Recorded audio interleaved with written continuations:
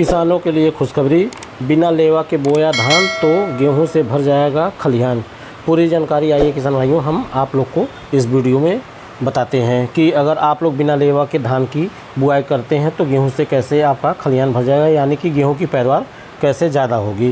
कृषि वैज्ञानिकों की शोध में यह बात सामने आई है कि बिना लेवा के धान की खेती करने से अगली फसल अच्छी होती है। ऐसे में किसानों को काफ़ी फ़ायदा मिलता है। धान की खेती छिड़काव विधि या सुपर सीडर की मदद से करने पर अगली फसल उपजाऊ हो जाता है। पूर्वांचल में धान खरीफ की प्रमुख फसल है। धान की खेती के लिए किसानों ने कमर कस ली है। मानसून की पहली बारिश के साथ ही भारत के कई राज्यों में धान की रोपाई शुरू हो जाएगी। अच्छी फसल के उत्पादन के लिए किसान भाइयों, धान की खेती करने वाले किसानों के लिए खास सलाह लेकर आए हैं हम इस वीडियो में। तो आइए जानते हैं इस विधि से करें धान की खेती तो कैसे होगा फ़ायदा। लेवा लगाकर धान की रोपाई करने की जगह किसान छिड़काव विधि या सुपर सीडर की मदद से खेती करते हैं तो उन्हें सिर्फ न ही धान की अच्छी फसल प्राप्त होगी बल्कि गेहूं के सीजन में भरपूर उत्पादन भी मिलेगा।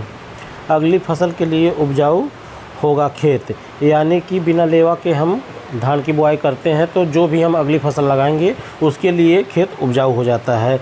अब तक के शोध में यह बात स्थापित हो रही थी कि बिना लेवा लगाए धान की खेती करने पर अगली फसल के लिए खेत पलिहर की तरह उपजाऊ हो जाता है। पलिहर यानी कि प्रति, जैसे हम एक साल फसल लेते हैं दूसरे साल छोड़ देते हैं, उसी को पलिहर बोलते हैं। वहीं लेवा लगाने से खेतों में मौजूदा लाभकारी बैक्टीरिया 3 माह के लिए निष्क्रिय हो जाते हैं। उनका पूरा जीवन चक्र प्रभावित हो जाता है।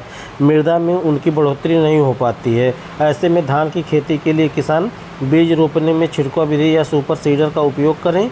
इससे खेतों में लाभकारी बैक्टीरिया की सक्रियता बनी रहेगी और उसकी गुणवत्ता पलिहर जैसी बनी रहती है। इससे पोषक तत्व बड़ी मात्रा में तैयार हो जाते हैं जो गेहूं के प्रचुर उत्पादन में सहायक होती है।